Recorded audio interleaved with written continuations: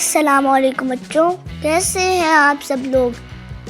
उम्मीद है कि आप सब लोग खैरियत से होंगे और मेरी नज़में सुन रहे होंगे। तो बच्चों, आज मैं आपके लिए एक पहेली लेके आया हूँ। तो बच्चों, पहेली को शुरू करते हैं। दुनिया में है एक खजाना, उसका मालिक बड़ा सियाना, इसको हाथों हाथ लुटाए और दौलत बढ़ती ही जाए। तो बच्चों, एक दफ़ा मेरे साथ दोबारा पढ़िए।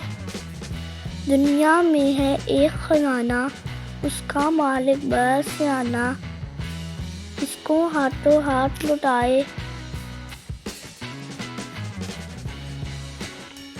और दौलत बढ़ती ही जाए। तो बच्चों, पहेली का जवाब है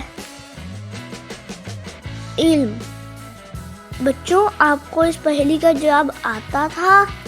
मुझे कमेंट सेक्शन में ज़रूर बताइएगा। अल्लाह हाफिज़।